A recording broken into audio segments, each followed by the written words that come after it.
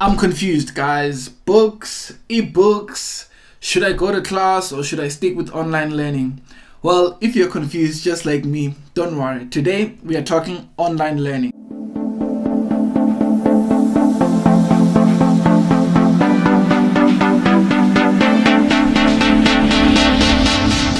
I don't know about you guys, but I'm so used to writing things down and actually reading a hard copy of a book. I'm still not used to this ebooks and e-learning type of things. And I'm also used to attending a lecture where there's a real person in front of me that I can see, a physical person. But hey, times are changing and we need to keep up. We can't do business as usual. So what is online learning? Online learning, as the name suggests, is basically learning over the internet. You're using technology and the internet together to learn online. Usually in online learning, the educational material is delivered in video format. You would have an instructor that would be explaining a specific topic online, and you can also get to engage with that person on the video by leaving them a comment, sending them an email, or actually texting them live and them replying to you. I know in some online courses like programming, you can actually get a live console on the website that you can write your code on, and then your instructor might be able to see the code in real time and give you help with that. So that is online learning in a nutshell. For more information, you can visit my website where I wrote an article about online learning. Just check under blogs, you will see an article that talks about understanding online learning, where I go deeper into what is online learning and explain more in detail about online learning. So if you're interested in that, you can check it out. The question that we are asking today is online learning feasible in South Africa?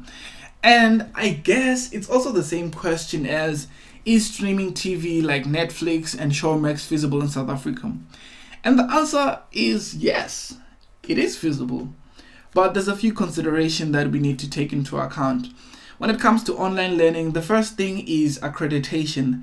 I know most South Africans, and this is based on my own personal research, is that they want accreditation after taking a course. So they want a certificate, a diploma, or a degree after taking a course, which is not always the objective of online learning, So the objective should be to learn a skill or to gain a specific insight, not necessarily to have something that you're going to put on a resume.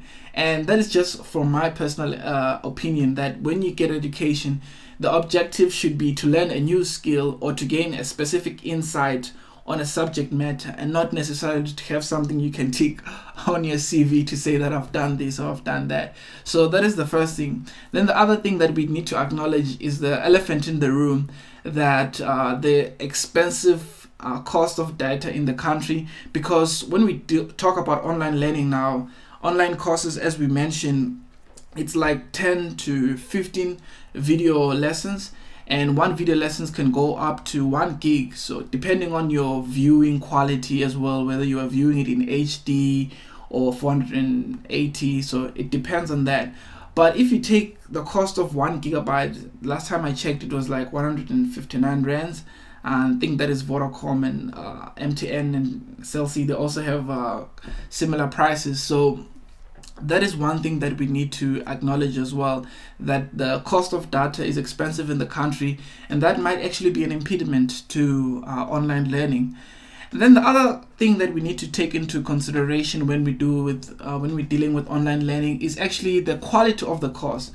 There's a lot of people on the internet posting stuff, people posing as experts. Someone can really sell you something and say that, okay, well, I'm the expert in cooking or culinary classes, and then they can offer you information that is not true or getting misinformed. So it is very important when taking an online course to do your background check, especially when you're doing a research. If you're doing a postgraduate and you want to learn a specific, say for example, like thermodynamics, I'm holding a mechanical vibrations book.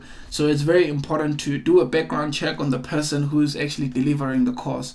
So those are some of the few things you need to take into consideration before enrolling in an online course. And I actually deal with those things in my article that I wrote on my website. So make sure you check out my article on my website. However, there are a lot of benefits to online learning. In fact, I would recommend online learning to everyone. I think online learning is the best way to learn a new skill in South Africa. Think about it. If you were to go to college or university, you would have to pay large fees for tuition fees, registration, study material, accommodation, and also living expensive. And you don't need me to tell you that is expensive, you know. So online learning is something that we might want to consider as a country as an alternative form of learning, especially for skills such as IT, things that are easily transferable online. Obviously, there are certain skills that we can't learn, like engineering, welding. Those are skills that cannot be transferred easily online. You can't teach someone welding over a video. You know, you need to be present physically and teach them how to weld, and so that they can master the skill as well.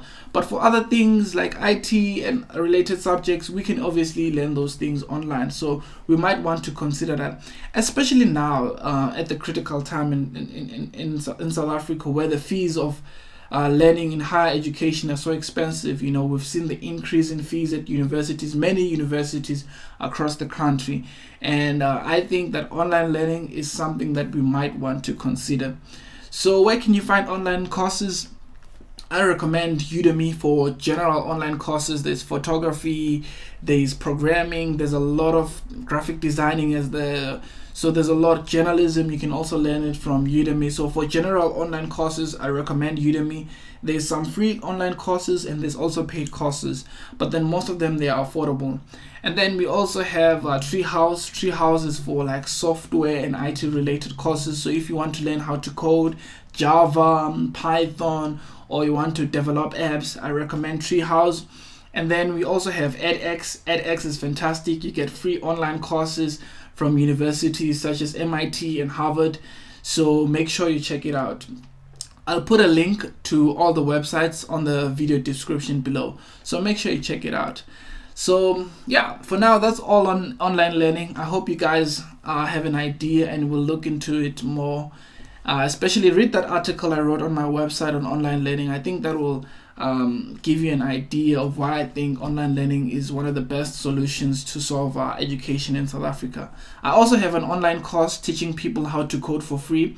So if you go to my website, nickinspires.com/learn, you will find a free online course how to code. Thank you so much for watching. See you next time.